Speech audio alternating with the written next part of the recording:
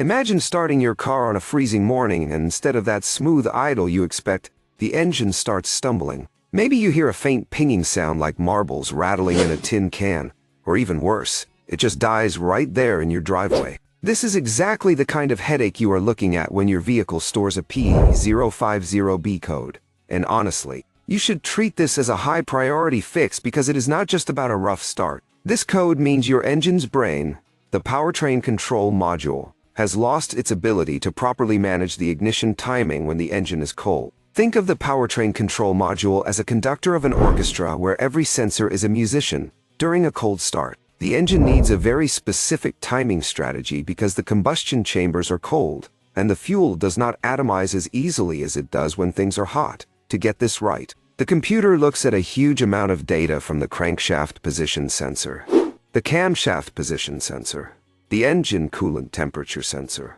the throttle position sensor, and the mass airflow sensor. Usually, the computer advances the timing slightly to help the cold engine run smoothly.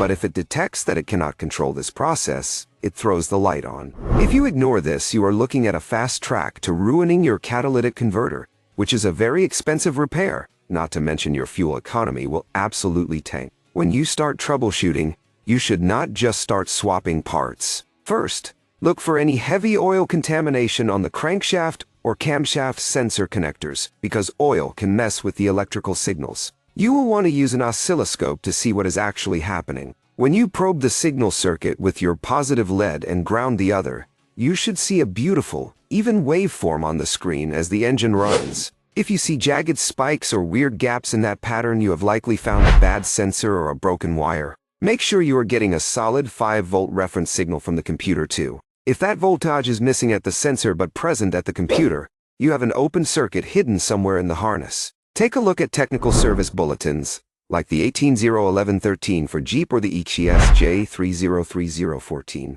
for Jaguar, because sometimes the manufacturer has already figured out a specific software quirk or a common wiring failure point that can save you hours of testing.